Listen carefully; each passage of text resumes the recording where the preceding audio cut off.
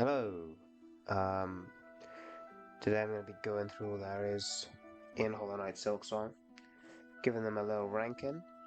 Um, we've got 27 areas to go through, which I mean, it doesn't feel like that many. It didn't feel like that many when I started writing my notes for this video, but we've got 4,500 words to get through. So I mean, I have no idea how long it's going to take. It's going to take over an hour. It might take multiple sessions of recording just to get through these, which I'm not really looking forward to doing. Um, Obviously, the what counts as an area and what doesn't count is a little like on the messy side. So I've kind of just gone with my gut on that. So if there's something that you wanted to be its own area, and I've chucked it in somewhere else, I apologize. Um, you know, there isn't really a definitive way of determining what is an area and what's just like a sub area, I guess. So yeah, I don't think there's anything else to cover here. So let's just go get on with it. So 27th place, we've got the Grand Gate. I think this probably isn't like particularly surprising because here's the thing, there aren't really any like particularly bad areas in this game, right? Like almost every area is like really good. Um, so at the end of the day, this area is just at the bottom because there's like nothing in it. It's really small. There's nothing there. I guess if you wanted to count like Seth, and Nihilith, you could, but I'd argue no, they don't really count. Also, I've kept like the quality of bosses wasn't like a big line of reasoning for this ranking because I already ranked all of them separately.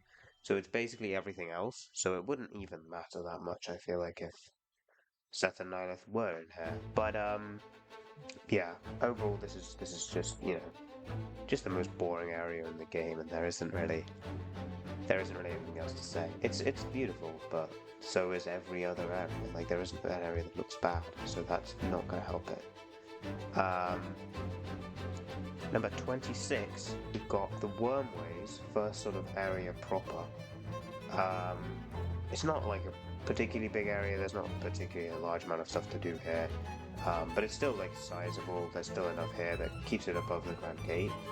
Um, but the thing is, I think first of all, it's like one of the least visually appealing areas, if not the least visually appealing area, because it's just big. It's just like going through dirt.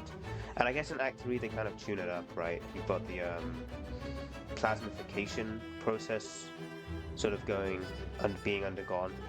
That's not how you say that, but you know, you know what I mean. Um, and then the other problem I feel is the enemies. There's a lot of endemic enemies, which I think is a good thing. Um, but the thing is, they're just not very interesting.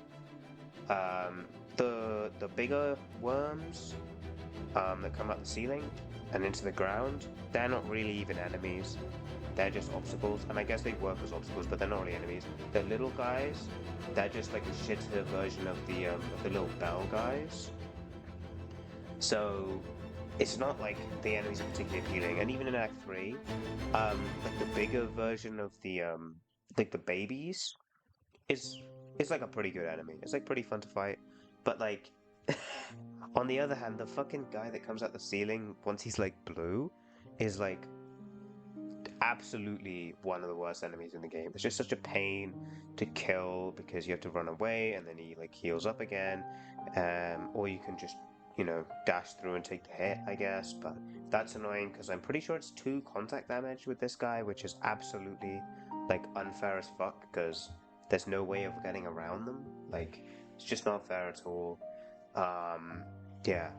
And I guess there is another endemic enemy because there's the Kragler, but like that's also more of just an obstacle because he's just spewing shit from the ceiling and then you kill him really easily in Act 2, and that's kind of it. Um, like he's not a real threat and not even really that much of an enemy. I feel like this area just doesn't have that many enemies in it. Like real enemies, like you have to fight them rather than just run away from them, I guess. Um, and then NPCs wise, like this is like there's only one dude, and it's the alchemist guy.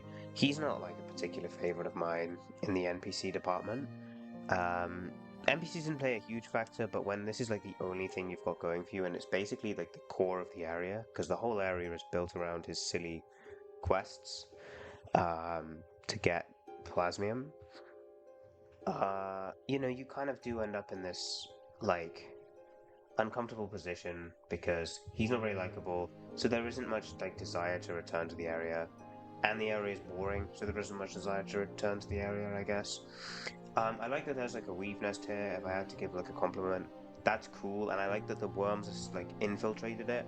That's a really cool little bit of like detail, and that's definitely the highlight of the area. Other than that, this area is kind of just a little on the dull side. At least there's something to do though, so it's a better than Grand Gate, I guess. Number 25 is High Halls. This area is another smaller one. I really apologize because not all the small areas are bad at the bottom, but like some of them really are. They feel quite uneventful. In this case, everything is kind of built around the gauntlet, right? At the end, that gauntlet is great. It's a lovely encounter. It's really tough. It's fucking way surprisingly long. Like you keep thinking, oh, it must be over, must be over, must be over. It's never fucking over. It's crazy. You can get Chakra to help you. I love that. That's just really fun. But like, what else in the area is any good other than the gauntlet? And I guess Second Sentinel, or is it second, right? Fuck, I've forgotten. Yeah, Second Sentinel. Like like the upper part of High Halls, like the actual high part of High Halls, like what's there? Like nothing. It's not very aesthetically interesting. I'd say it's like second least aesthetically interesting area probably. Wormways is the least interesting. And then like the platforming there and the enemies combined with them, it's just frustrating. It seems like excessively like unnecessarily difficult. Um but on the other hand, I would say like I don't mind the enemies. I want to make that clear. Like they're good enemies and they're great in the gauntlet that they're in, but they're just not. They're not inappropriate places because there's just so much platforming and stuff there. And it's probably like for me, it was the first place I went once I had Clawline, so I was still like getting used to it, which I feel well that might have been my fault. Maybe there was somewhere I should have gone before that point, to be fair, but it made it all the fucking extra bit tougher to get through, um, which is really disappointing. Also, there's not much to return to here. There's the like bank, I guess, or like money storage area you can go and get the like money launching like tool thing, and that's pretty good. That's a pretty nice bit of like lore for the area, I guess. Um, and I like the tool in concept, even if I don't really I haven't used it at all. I don't think. But I do like it. I do like the tool as an idea. I always like weapons that are strong but they cost money. There's this thing like that in Dead Cells that I like using. Because it's just a bit of it's a nice little challenge, you know. But yeah, other than that, there isn't much going on, and especially in the upper area, there's nothing going on. It's just really boring. You never go back there. Like whatever, you know. Next we've got Putrefied Duct in 24. This area has an obvious highlight, right? Fleetopia is really great. It's so fun. The minigames are fun. The NPCs are great. Some of my favorite NPCs in the game are the fleas. Like I love Varg and Mushka and Grishnak. I don't really care about the sauna guy. I've forgotten his name, but you know he's not that bad. And it's funny that on the scoreboard he's like last. If I have to give that detail, like I love that he's fucking at the bottom of the scoreboard. And it's very cute to go there in Act 3 and just do these fun mini games, even if they're really hard. Like obviously there's no great stakes to it, so it doesn't really matter. Like it's not like anger-inducingly hard. Even if it were stakey, if it had some stakes to it, it would be anger-inducing. Like, you know. Fleetopia is amazing. Oh, and Seth is there. I completely forgot. Yeah, I've got that in my notes. But yeah, Seth being there, that's fucking cool as hell. As well, I love to see him there. That's kind of it, though, right? The rest of this area isn't that fun. The enemies here are not that great. The big guy who like charges you and then goes in the ground is almost too easy for the area. And then by contrast, you have the horrendous Spit Squid, I think is the name, which is basically like a primal aspid but more annoying.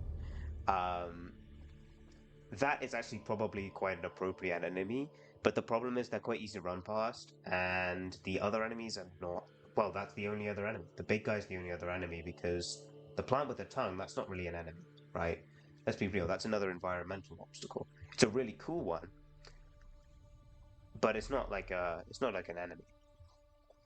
Um, and I also think that of the three maggot water areas, this has got to be the one that utilizes it the least interestingly. First of all, it's really hard to fall in the water at all. I feel like I probably did it maybe twice across the whole game.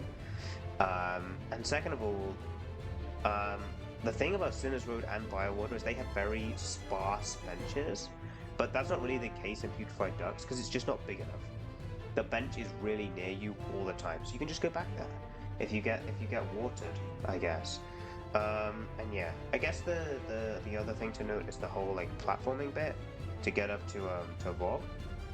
Problem with that is that it's just the same thing over and over. Like you're just getting caught in the tongues, and the tongues are really great.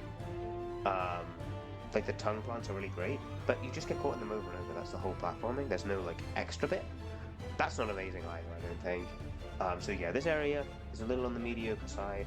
It's a bit forgettable outside of Fleetopia, but Fleetopia puts it above the bottom three, right? So yeah, now moving on to our first significant area, like a big area that you go to quite a few times. We're talking about the Marrow at number 23. So this area, I like the area, but you know, one of the big areas has to be the worst of the big areas, and it has to be the Marrow for me. This area is pretty forgettable.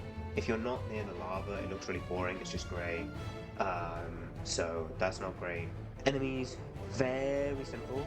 They're quite good the first time you go through, but you'll go through here like 4 or 5 times because it's such an early area in the game, and like it's just the same thing over and over and over. And these enemies will get really easy. Even before the end of Act 1, I would say they get too easy for this area. Because unlike Moscow, you do have to come back here in ways that like are supposed to feel threatening. Like you have those beetles and you have the Skull Tyrant. You're supposed to be coming back here and it's supposed to like provide a bit of a challenge. That just doesn't ever happen. Which is kind of unfortunate. Then there's like the aiming guy, that whole gimmick and that little mini game it's not that great, I don't think. I didn't really enjoy it. I didn't really enjoy him as an NPC because I felt he was kind of uninteresting. So I don't know. I wasn't a big fan of that either. I feel like on the whole, this area is kind of it's just a bit more forgettable than everywhere else. Blah, what the fuck just happened to my mouth? It's just a bit worse, right? It's just a bit worse than everywhere else. It's just a bit less like memorable. It has to go near the bottom, I think. Right above it, hold on, gotta get my notes. We've got Blasted Steps. So this one has I don't know. This one's another one that's not particularly aesthetically interesting, which I guess is becoming a bit of a theme now. I would say, because I would say Putrefied Ducks isn't that like aesthetically strong either. It's just the waterways again.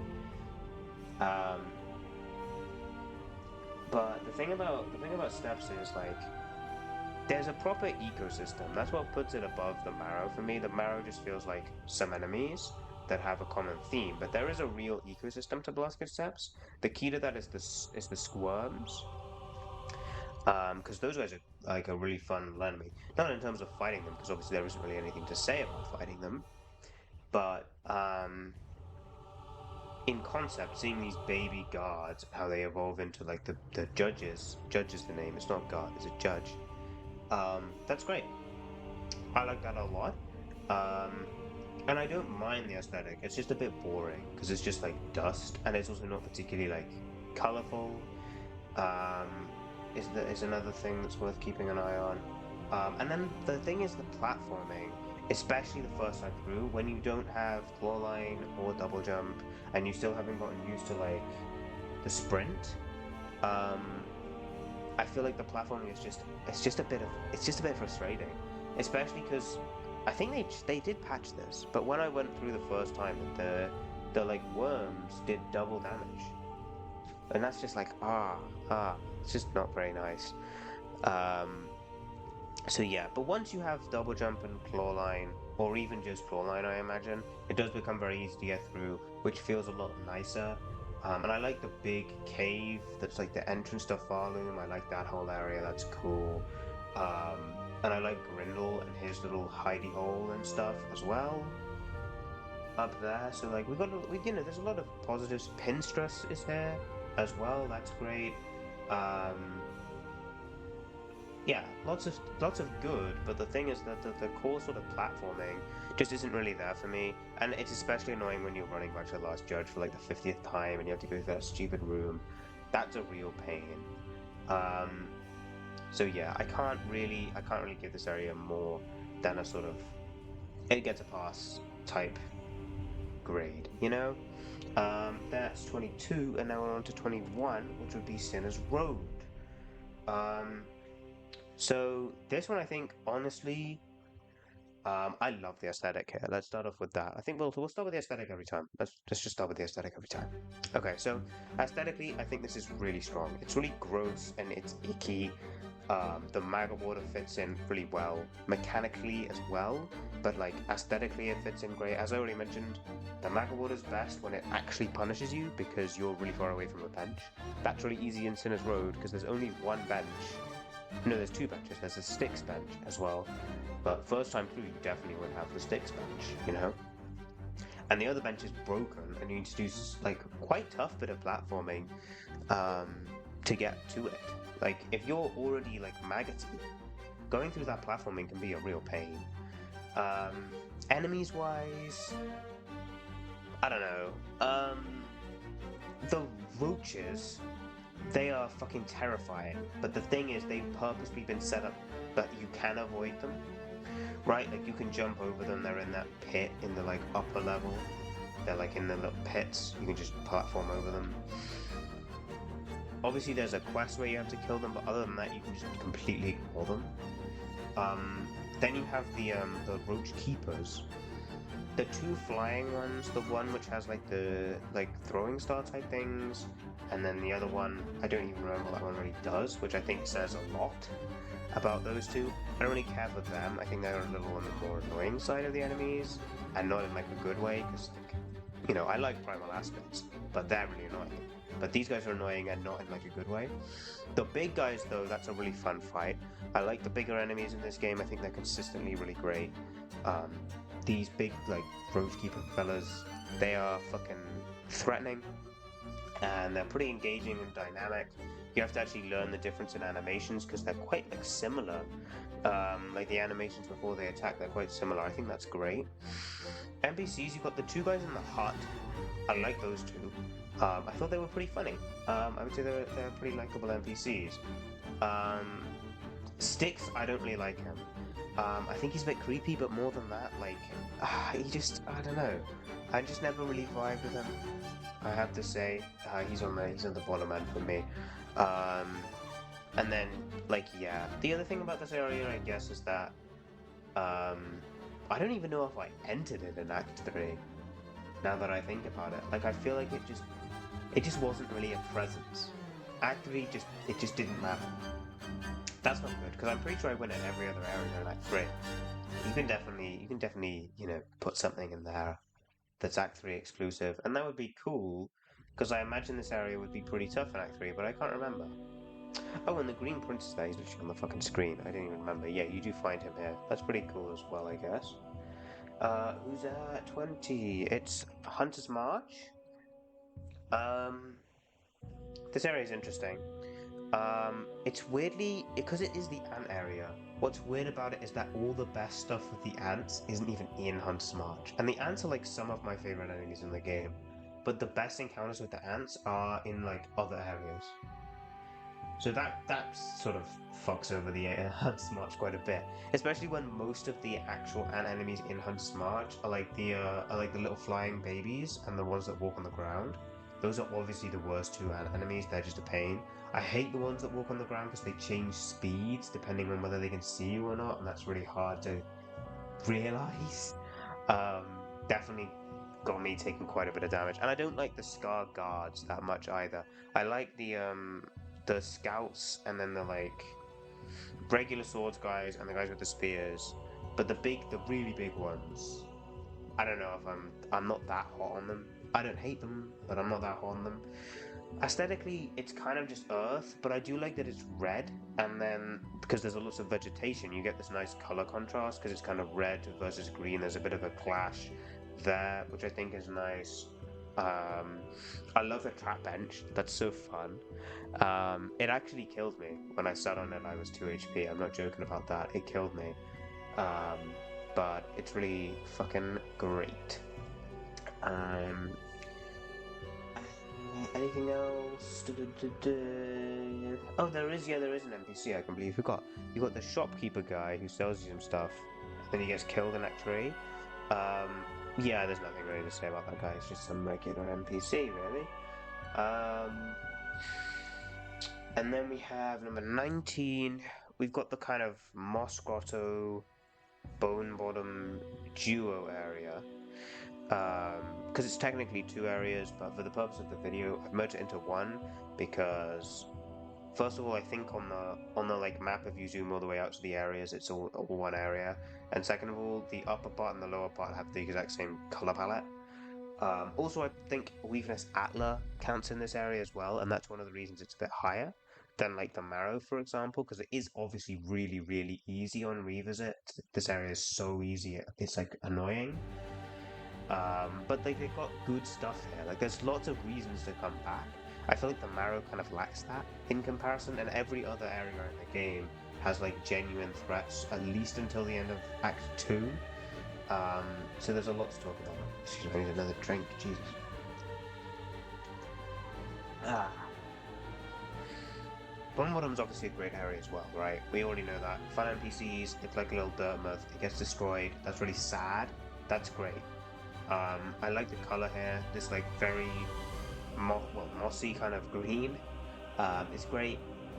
I like the Moss Prophet, that's a cool NPC, and I like the quest getting this silly berries. That's fine by me. I like the Chapel of the Wanderer. Wanderer, that's the chapel we're talking about here. That's a great chapel. You know, so that's a good one.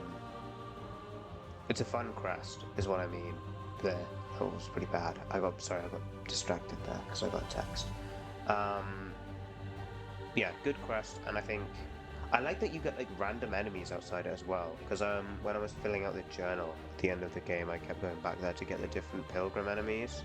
That was like a really cool bit of attention to detail. Yeah, anything else? There's a nice lift, I guess. Oh, the double Moss Mother fight is here as well. That's a fun one. I think that might be it. The I actually yeah. So as like an introductory area, I think this area it has one clear like strength, and that's that it's like really really colorful, right? It's one of the brightest areas in the game, and I think that's good because it means that you immediately distinguish this game from the first one. Because the first one, even like Green Path, there's nowhere near this much green. There's lots of like navy and black in that game everywhere, and there's like none in this area. It's great for like establishing that this is a completely different world. It's a lot brighter, it's a lot more colorful. This game is like bigger and brighter and bolder and blah blah blah, you know? So that's like a great fucking thing. Then we are going to number 18. That's Bellheart. Yeah, one higher. This settlement area is one higher than Bone Bottom, which is hilarious. And I think the general thing is this is a much more interesting area, or a much more interesting like town. NPCs here are more fun, and it doesn't get destroyed. Um, like Parvo, he's fun, and then there's so many like essential people based here. You've got Chakra, she's based here after you found all the maps. She's here. You've got the Relic guy. Don't remember his name or hers. Don't even know, but they're cool. You've got Pinmaster Pliny. That guy's so fun. And you've got your own house. Like that's so cool. My only problem with this area is that is it. Like it is just the town and Widow, and that's the whole thing. Like the little bell enemies, the tiny ones are pretty cool. The big ones are just another environmental obstacle. And I like the hermit. He's on the screen. He's probably my favorite of the three snail shamans. But like other than that, is there anything to do here? Not really. And aesthetically, I don't know. It's the same as like a lot of other parts of the areas. Like this aesthetic has been implemented throughout Farloon, so it's not particularly unique, even if it's quite pretty. So I can't say it's my favorite aesthetic or anything. So you know, we'll stick with 18. We'll stick with 18, okay? 18 is pretty good. Like we're nearing sort of the halfway mark. So this is like a pretty good area, okay? I'm sort of wondering if I should put it higher already. 17. Keeping with some of the smaller areas, Whitewood. A lot of the small areas, I don't know if they should have necessarily been much bigger. Maybe ducts, I think, should have been a bit bigger, but this area absolutely should have been bigger. It's my one complaint with this area, is that it's too small, because it's so fucking cool. This is one of my favorite aesthetics. It's awesome. It reminds me of Bloodborne, like, for obvious reasons. Like, it's so creepy, and there's, like, a surgery thing, and it reminds me of Yosefka, and I love that a lot. I love how dark it is and it's so creepy, and the sound design is so fucking creepy. I fucking it's so great. Enemies are really cool. I'm only one thing I will complain about is that the ball, like the roly guys, they only exist in the boss. That's so annoying. I wish that you could like run to them in the regular like area. I get that it's kind of fun to have a reveal for the boss, but maybe you could have like some of the area be after the boss. Like that's something you could do. The boss ends, and then instead of like going back at the top or whatever, you can just like there's another floor of Whitewood down there, and then the like bouncy enemies are down there as well, and you get more of the fucking thread guys because the main enemy in this is just the guys who like run at you with the like scissor blade, and that's like rubbish. They're the worst enemy in the area. So you've obviously got to like I feel like you've got to make this area bigger. If they make a DLC, they have to make this area bigger, man. It's so fucking like cool. They need to make it bigger. They need to make it bigger. Oh. Anything else in the notes? No, not really. 16. 16 is The Abyss.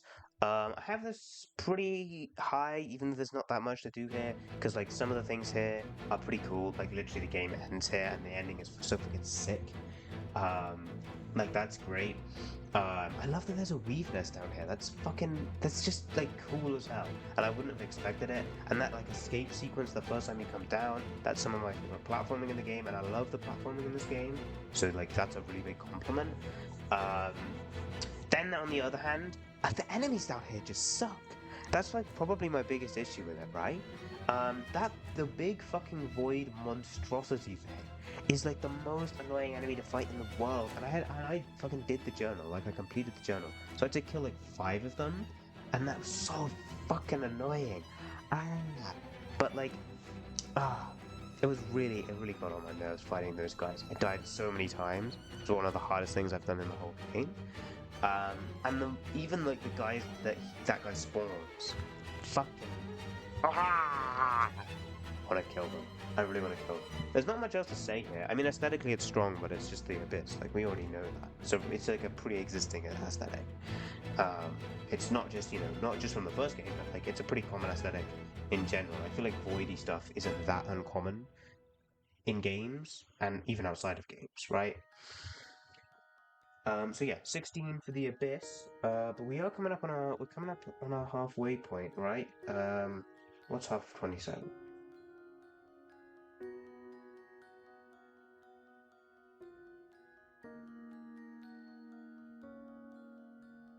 I don't remember what the fuck is half of. It's 30 and a half, right? Yeah. Okay, so we got 2 more entries before at the halfway point. Actually, I thought it was only 1. Whoops. Okay, so yeah, number 15 is the Underworks. This area is huge, and you do go here a lot, but I feel like it's just like there's just not that much here. For a start, like there's no bosses. There's no boss in the entire Underworks. What the fuck was that noise?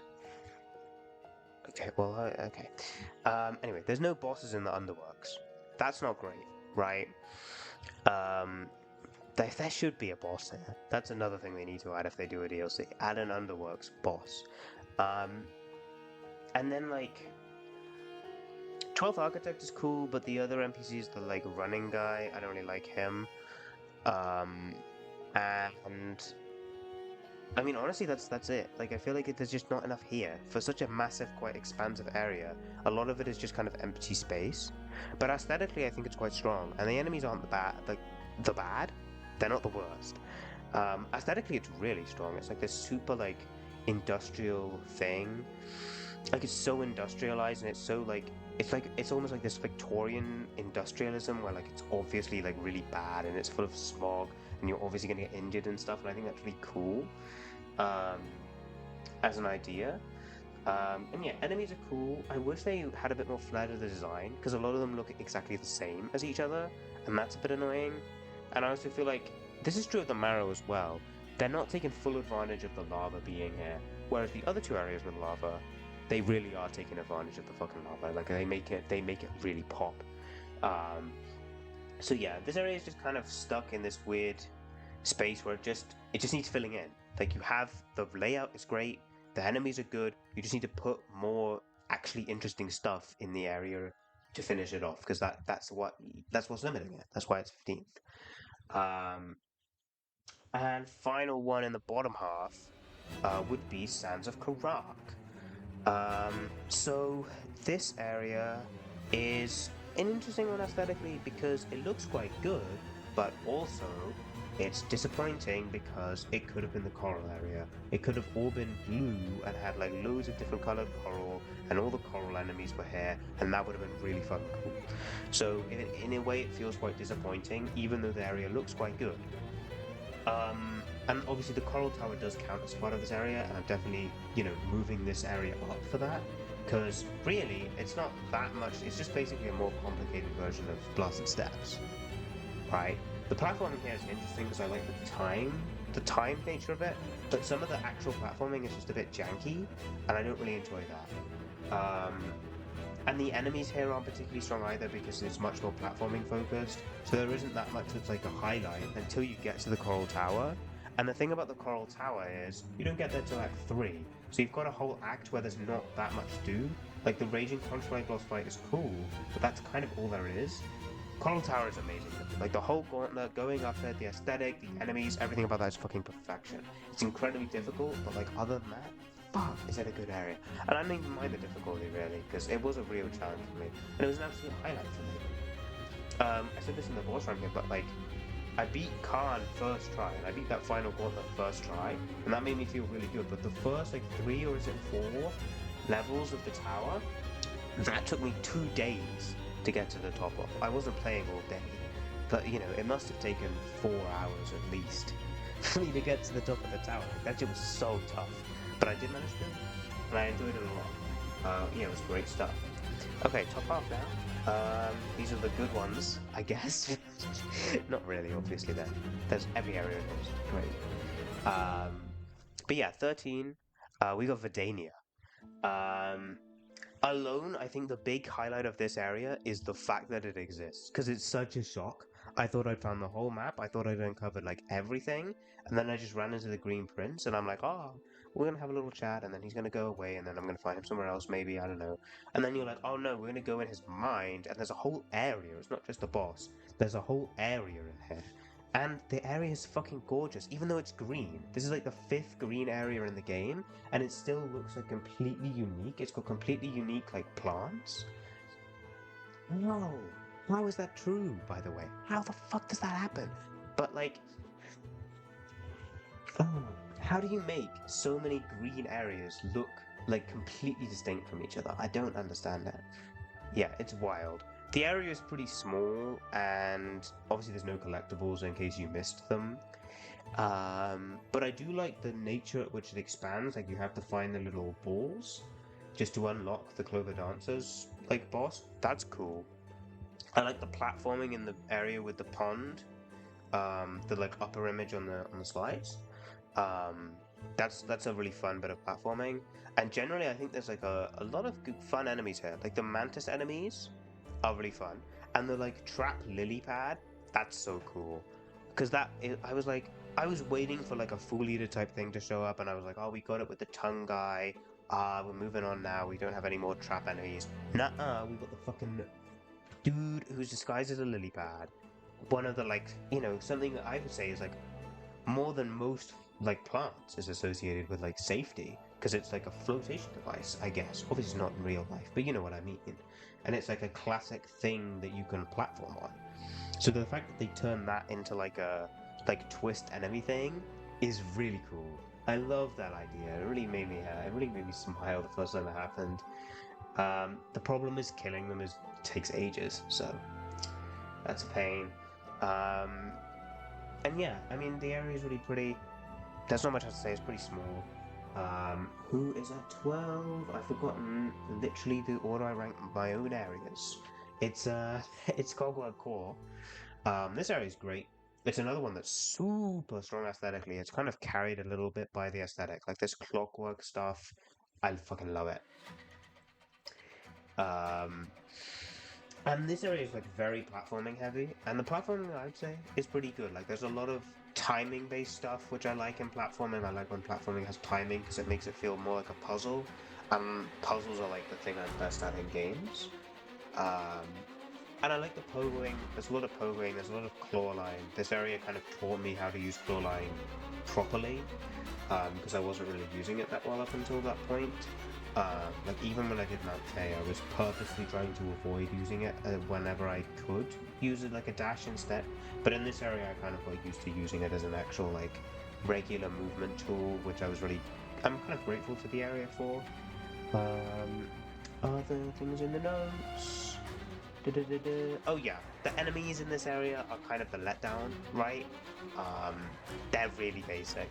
But I do like the attention to detail that they don't have money or shards. They don't have rosaries, they don't have shards. That's cool. I like that because they're automatons. Like it makes sense. I like the puzzle at the end, but I thought it was maybe slightly too easy.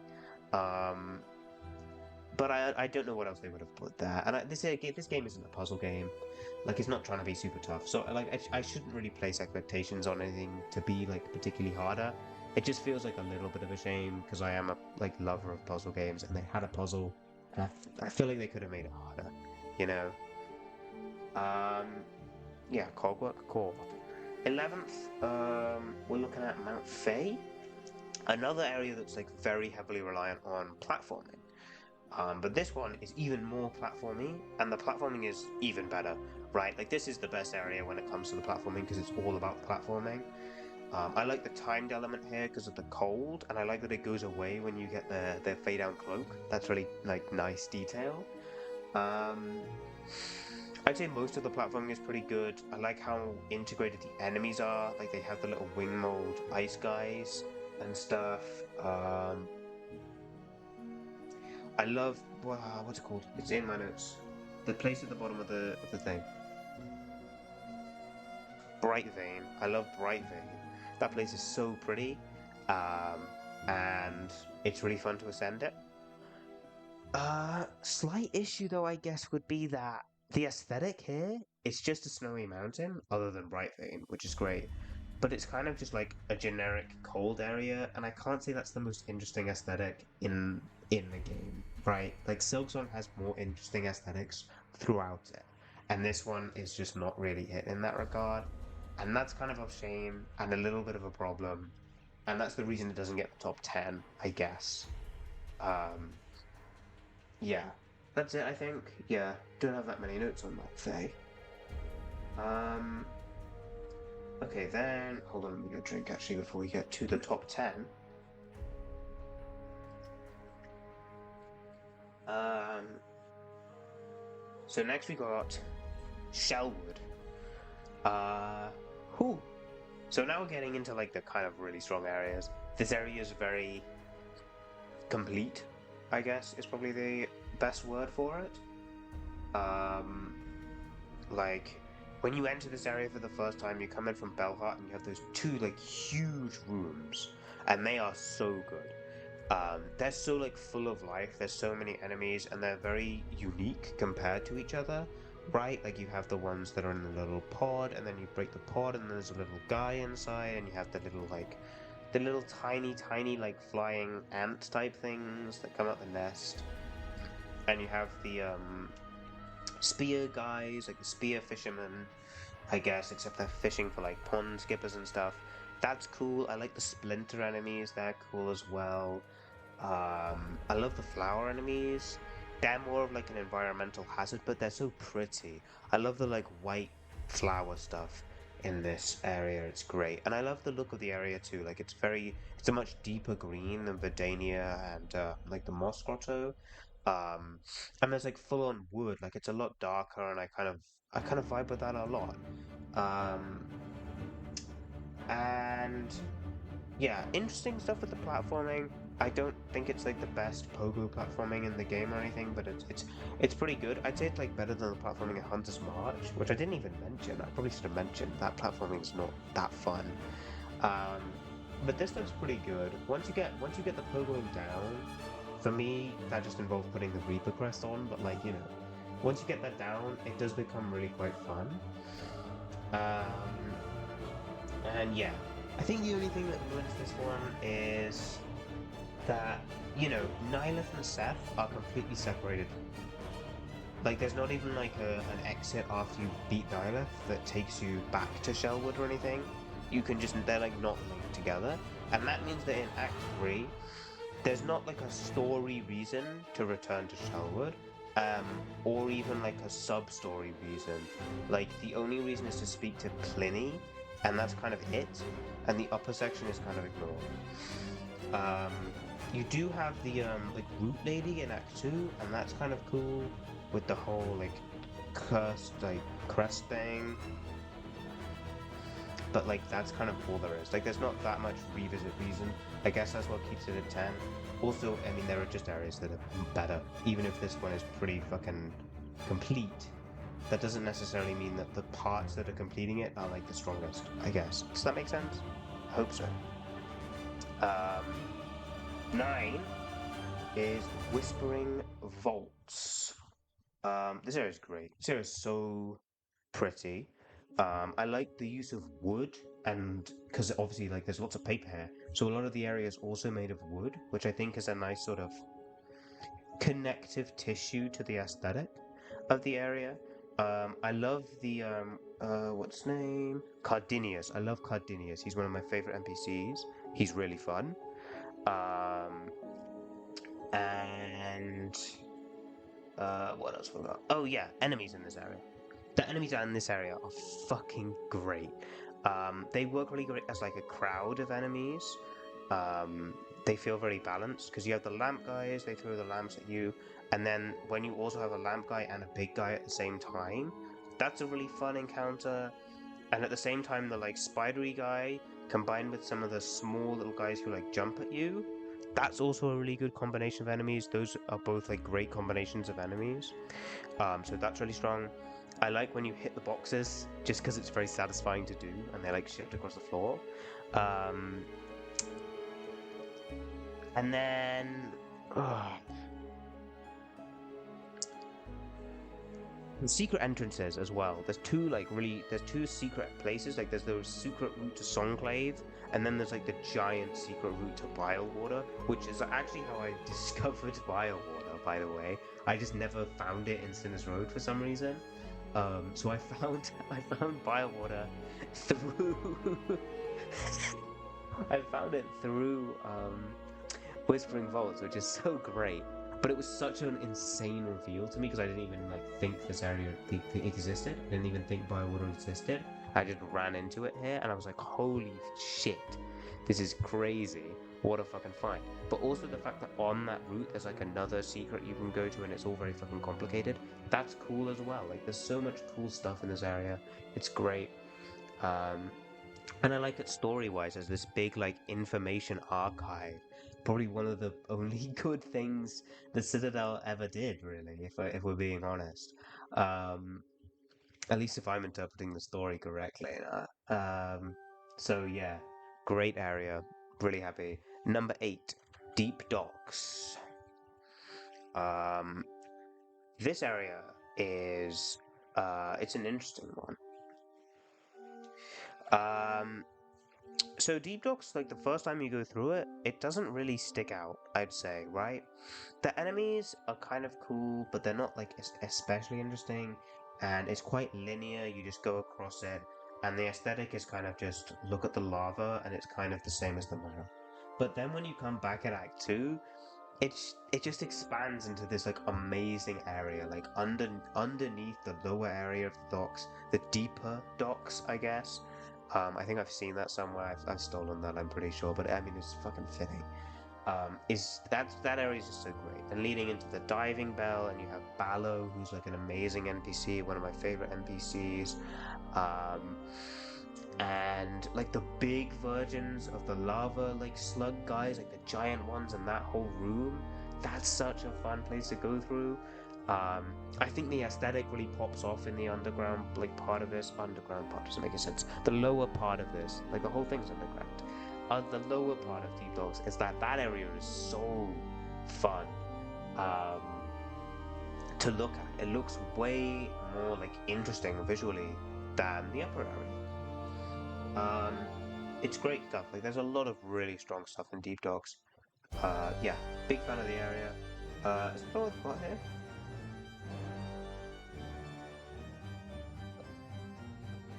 Yeah, I really have like no notes on this area, but it's really solid. I think 8 is obviously deserved. Moving on for first time in a while to an actually smaller area.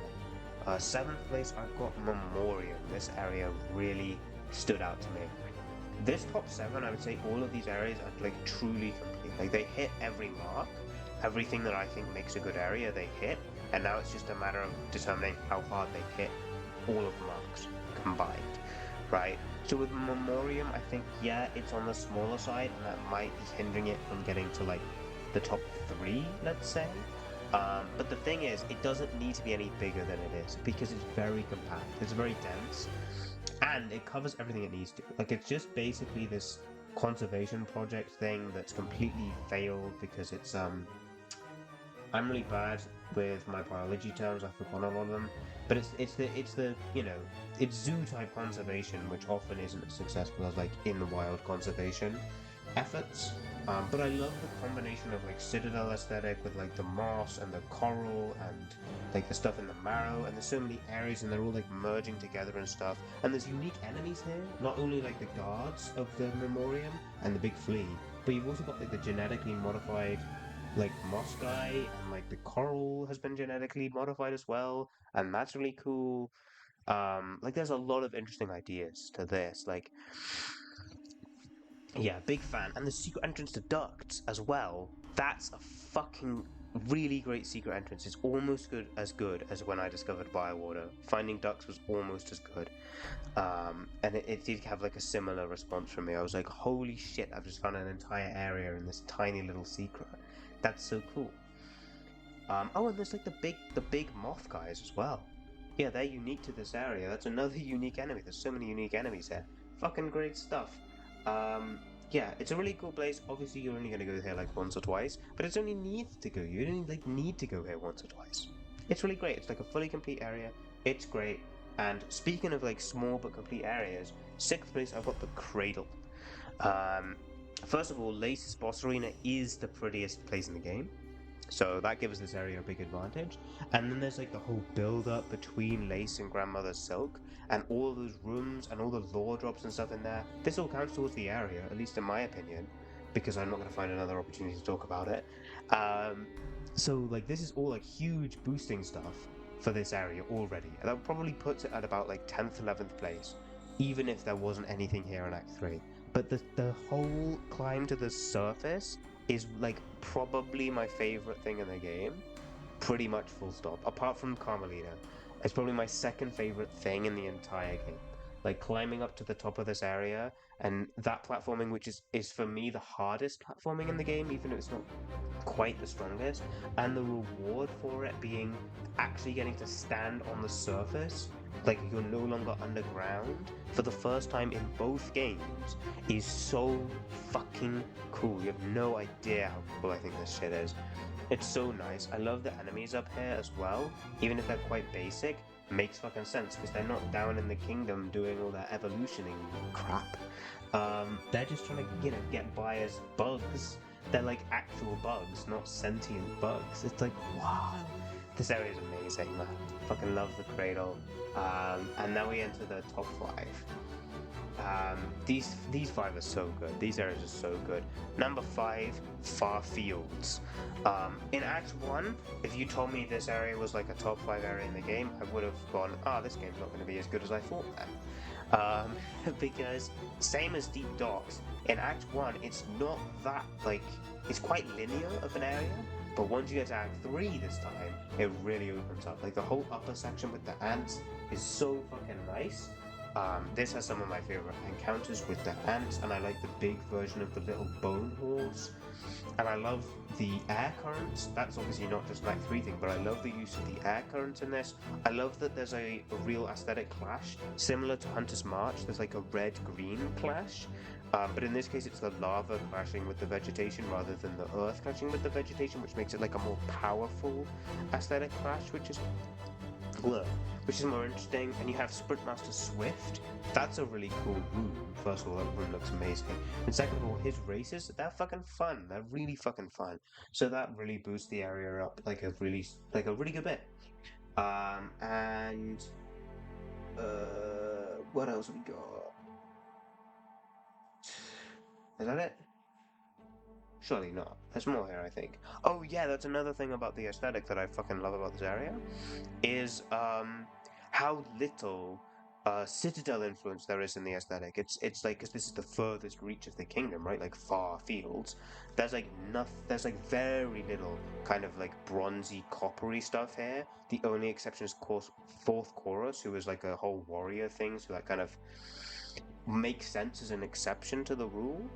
And I like the look of the little, like, planty guys here as well. They look cool as fuck.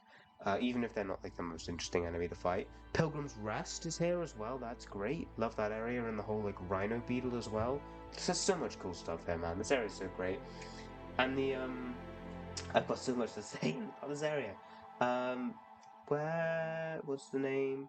Seamstress. Seamstress is here as well, one of my favorite NPCs. I'm not too caught up on the lore and what we understand about the lore in this game, but I really want to know the Seamstress lore, because I don't know anything about her really. I don't know what connection she has to the Citadel, but it's clear she has like something.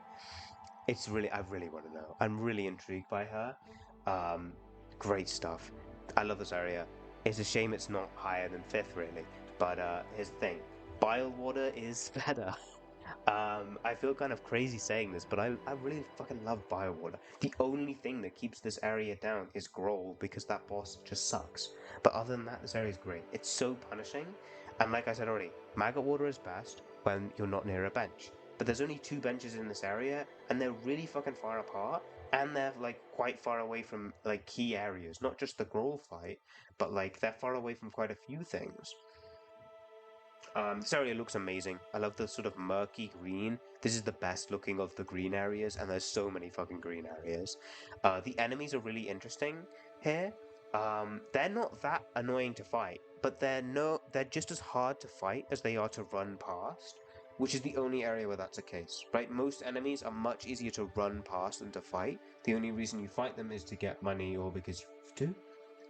But these enemies, it's actually harder to like run past them, and that makes running between the benches and trying to get collectibles like a genuinely threatening thing, and that's really fucking cool.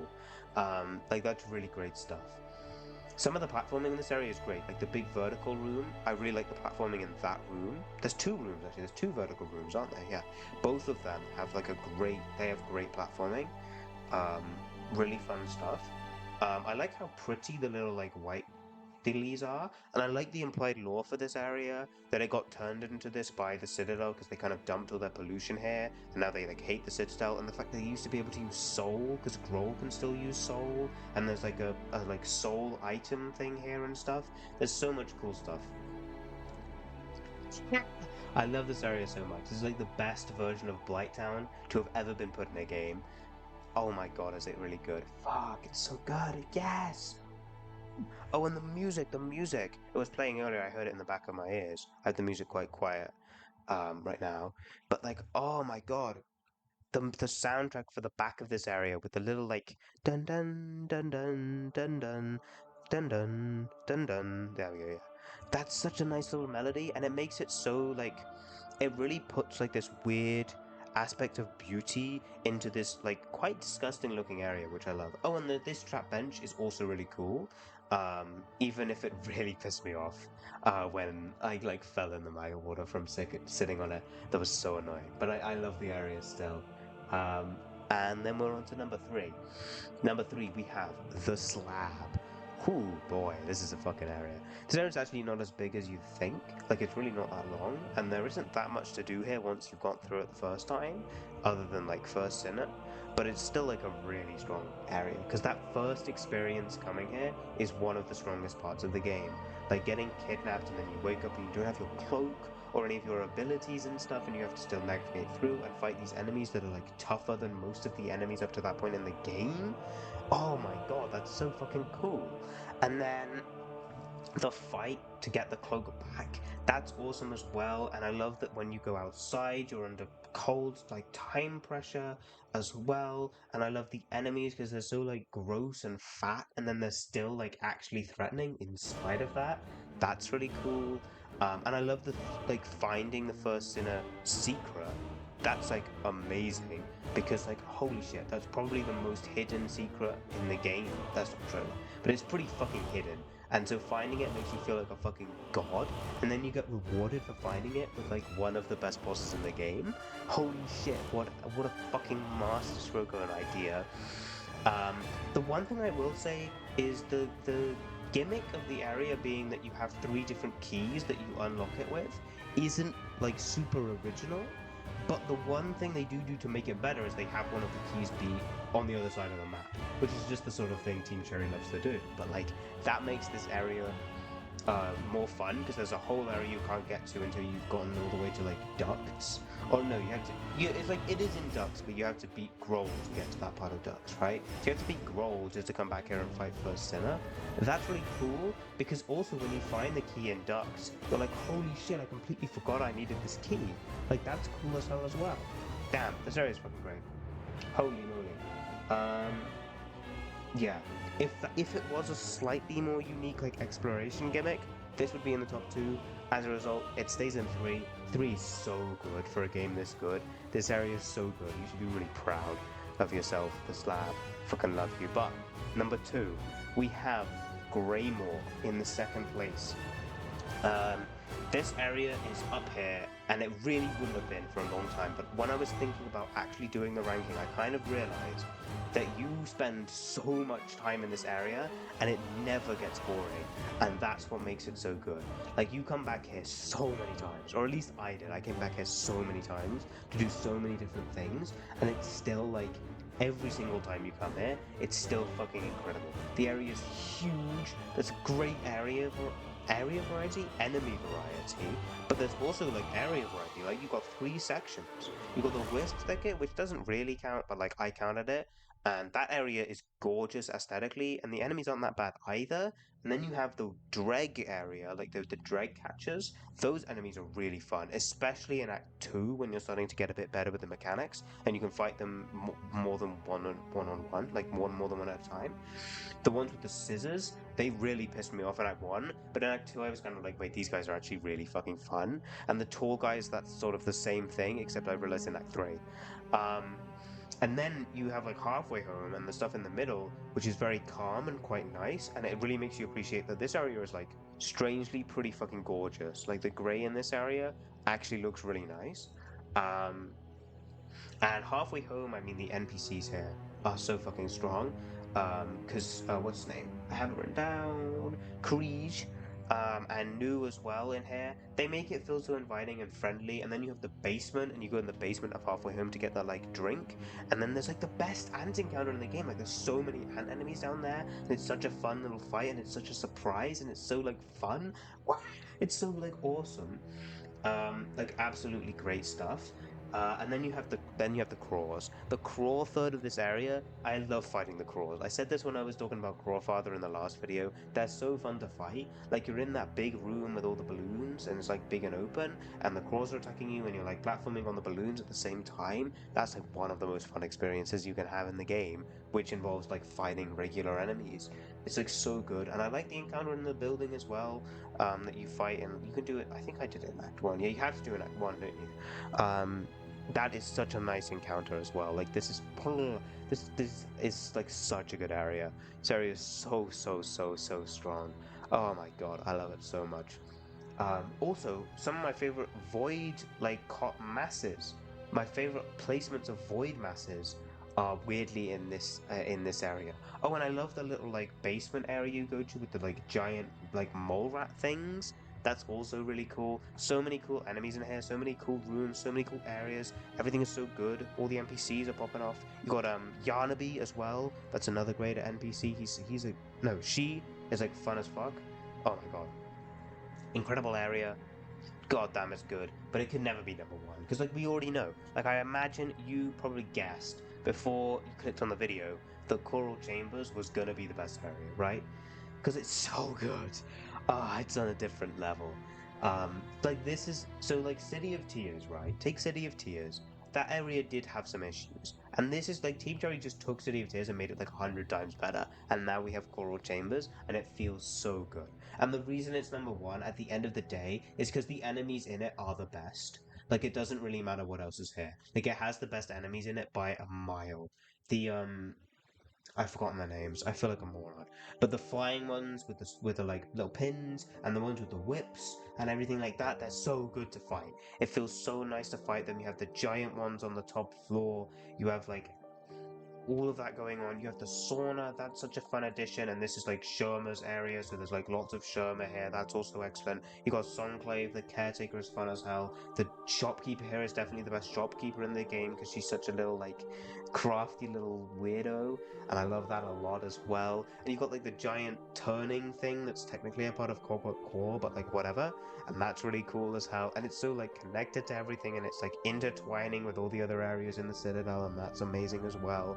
And this area is just incredible, and it looks gorgeous too. It really takes the Citadel's aesthetic and really pumps it and pumps it, and it's like the most gold area, and it's like amazing in that regard. It's got beautiful music, it's got so much detail in it, so many NPCs. You got the guy who's like feeding that other big bug.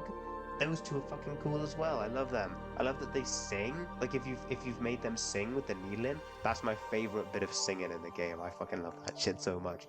Oh my god. Oh, I love Coral Chambers so much, but that's the end of the video. Um, I don't think I've got anything more to say. Yeah, so good. This area is amazing. One of my favorites in any game ever. Um, good God, yeah, love this game. Love these areas. I hope you enjoyed the video.